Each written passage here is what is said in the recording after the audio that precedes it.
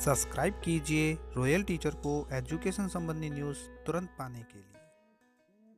CET मुख्य परीक्षा का फॉर्मूला तय। स्कोर के आधार पर 15 गुना अभ्यर्थियों का होगा चयन। रीट लेवल 1 के दस्तावेज सत्यापन की हो रही है तैयारी। प्री डीएलएड परीक्षा 2023 अगस्त में। सेकंड ग्रेड शिक्षकों के 19,000 पदों को भरने की तैयारी। तदर्थ पदोन्नति के लिए मांगी है स्वीकृति।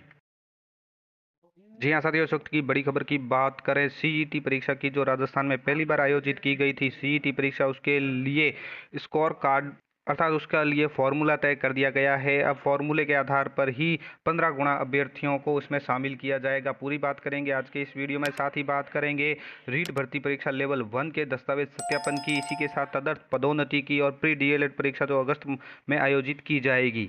बात करें अपनी पहली और बड़ी खबर की, सेकंड ग्रेड शिक्षकों के 19,000 पदों को भरने की तैयारी है। तदर्थ पदोन्नति के लिए मांगी है स्वीकृति। मामला कोर्ट में होने से नहीं हुए हैं तृतीय श्रेणी शिक्षकों के प्रमोशन। जी हां दोस्तों, शिक्षा विभाग में पिछले 3 साल से तृतीय श्रेणी से वरिष्ठ अध्यापक पद पर पदोन्नति नहीं होने से रिक्त पदों का ग्राफ बढ़ गया है। स्कूलों में सेकंड ग्रेड शिक्षकों के डीपीसी कोटे के लगभग 19,000 पद रिक्त चल रहे हैं। पद रिक्त होने से 9वीं और 10वीं कक्षा के विद्यार्थियों का शिक्षण बाधित हो रहा है। दरअसल एडिशनल सब्जेक्ट को लेकर मामला कोर्ट में होने के कारण पदोन्नति अटकी हुई है। अब शिक्षा विभाग ने रिक्त पदों को भरने के लिए तदर्थ पदोन्नति के लिए राज्य सरकार से स्वीकृति मांगी है। माध्यमिक शिक्षा निदेशक गौरव अग्रवाल ने इस संबंध में शिक्षा ग्रुप 2 विभाग में संयुक्त शासन सचिव को मार्गदर्शन के लिए पत्र भेजा है। दरअसल कर्मचारी चयन आयोग ने शुक्रवार को तृतीय श्रेणी शिक्षक भर्ती लेवल 1 का परिणाम जारी कर दिया है। जल्द ही सेकंड ग्रेड का परिणाम भी जारी होने वाला है। समय पर डीपीसी नहीं होने से रिक्त पदों का ग्राफ गड़बड़ा गया है। दरअसल डीपीसी कोटे से रिक्त होने वाले संभावित पदों को तृतीय श्रेणी शिक्षक भर्ती में शामिल किया गया है। तदर्थ पदोन्नति होने से तृतीय श्रेणी शिक्षकों के रिक्त पदों पर नई भर्ती हो सकेगी। इसी तरह बात करें दोस्तों अगली बड़ी खबर की, जो प्री डीएलएड परीक्षा अगस्त में होगी। पंजीयक शिक्षा विभाग को 5वीं बार मिली है इसकी जिम्मेदारी। राज्य के 372 डीएलएड कॉलेजों में प्रवेश के लिए होगी प्री परीक्षा। जी हाँ दोस्तों, प्रारंभिक शिक्षा में अध्यापक बनने के लिए जरूरी द्विवर्षीय अध्यापक शिक्षा पाठ्यक्रम यानी डीएलएड, जिसे बीएसटीसी भी कहा जाता है, उसमें प्रवेश के लिए डीएलएड परीक्षा अगस्त में करवाई जाएगी। प्री डीएलएड परीक्षा के लिए नोडल एजेंसी तय कर दी गई है। पंजीयक शिक्षा विभाग की परीक्षाएं राजस्थान बीकानेर को प्री डीएलएड परीक्षा करवाने का दायित्व सौंपा गया है। इसके संबंध में शिक्षा मंत्री ने भी कहा है कि प्री डीएलएड परीक्षा जल्द ही करवाई जाएगी। इस संबंध में शुक्रवार को मीटिंग हुई है।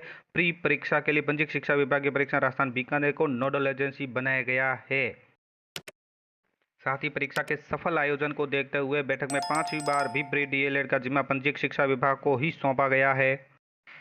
नए जिलों में खुलेंगे शिक्षा विभाग के जिला कार्यालय। कवायद हुई शुरू। डीओ माध्यमिक व प्रारंभिक कार्यालय खुलेंगे। जी हां दोस्तों, राज्य सरकार की ओर से नवगठित जिलों में विशेषाधिकारी लगाने के बाद अब शिक्षा विभाग ने जिला कार्यालय खोलने की कवायद शुरू कर दी है। निदेशालय ने नए बने 15 में से 13 जिलों में कार्यालय स्थापित करने के लिए संसाधन और स्टाफ का आकलन किया गया है। माध्यमिक शिक्षा निदेशालय ने नए बने जिला के मुख्य जिला शिक्षा अधिकारी को विशेष अधिकारी से समन्वय स्थापित कर शिक्षा विभाग के जिला कार्यालय के लिए भूमि या भवन चिन्हित करने के लिए कहा है। साथ ही पद सृजन की प्रक्रिया पूरी कर प्रस्ताव निदेशालय को भेजने के निर्देश भी दिए हैं।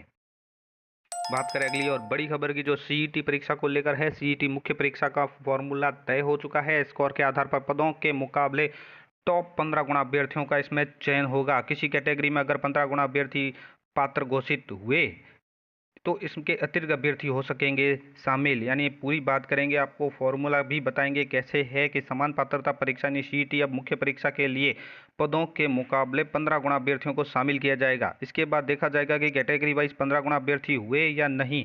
अगर इसमें किसी कैटेगरी के अभ्यर्थी 15 गुना से कम पाए जाते हैं तो उस कैटेगरी के अतिरिक्त अभ्यर्थियों को शामिल कर उस कैटेगरी के अभ्यर्थियों की संख्या 15 गुना की जाएगी। अर्थात 15 गुना, अगर किसी कैटेगरी में 15 गुना से अभ्यर्थी कम पाए जाते हैं, पास नहीं होते हैं 15 गुना तो या कम पाए जाते हैं, तो उस कैटेगरी के अतिरिक्त अभ्यर्थियों को शामिल कर 15 गुना किया जाएगा। सीईटी स्नातक और सीईटी सेकेंडरी लेवल की मुख्य परीक्षा के लिए अभ्यर्थियों के चयन के मामले में कार्मिक विभाग ने यह फॉर्मूला तय किया है। राजस्थान कर्मचारी चयन बोर्ड ने पिछले दिनों सीईटी मुख्य परीक्षा में अभ्यर्थियों के चयन को लेकर मार्गदर्शन मांगा था। इसमें बोर्ड ने कार्मिक विभाग से पूछा कि सीईटी मुख्य परीक्षा के लिए कैटेगरी वाइज 15 गुना अभ्यर्थियों का चयन कैसे किया जाए।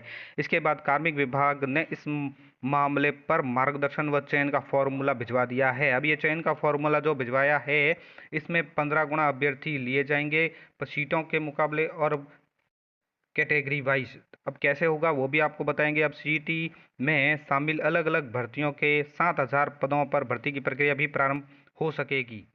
साथ ही दोस्तों इतने अभ्यर्थी कर रहे हैं फॉर्मूले का इंतजार। सीईटी मुख्य परीक्षा में अभ्यर्थी किस तरह से शामिल होंगे इसका 20 लाख से अधिक अभ्यर्थी इंतजार कर रहे हैं। सीईटी स्नातक की परीक्षा में 8.22 लाख और सीईटी सीनियर सेकेंडरी परीक्षा में 11.84 लाख अभ्यर्थी शामिल हुए थे।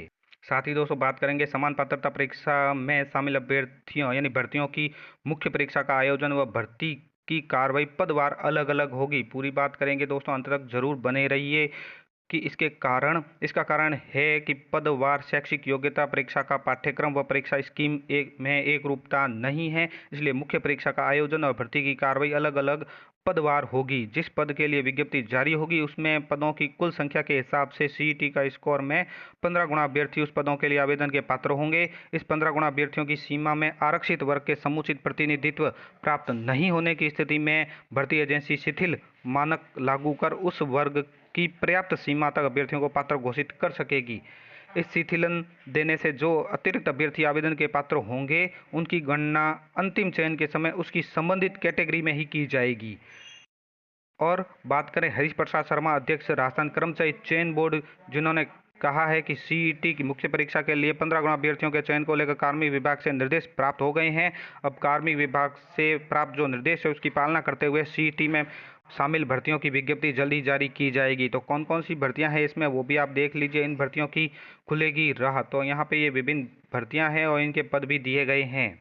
इसको आप इस तरह भी समझ सकते हैं, जैसे सबसे पहले भर्ती है कनिष्ठ लेखाकार। तो कनिष्ठ लेखाकार के जो पद है वो 5,190 पद है। तो इन पदों पर भर्ती होनी है। तो इनके 15 गुना अभ्यर्थी अर्थात 77,850 अभ्यर्थी मुख्य परीक्षा के लिए पात्र होंगे। यह सीईटी मुख्य स्कोरर होंगे, यानी 77,850वें स्थान वाले अभ्यर्थी का सीईटी का जो स्कोर है उस स्कोर को प्राप्त करने वाले अभ्यर्थी पात्र होंगे। ऐसा करते समय अगर किसी आरक्षित श्रेणी के 15 गुना अभ्यर्थी उपलब्ध नहीं होंगे तो सीईटी स्कोर का सूची से और अभ्यर्थियों को लेकर 15 गुना किया जाएगा, लेकिन अतिरिक्त अभ्यर्थियों का केवल उसी कैटेगरी में अंतिम चयन हो सकेगा।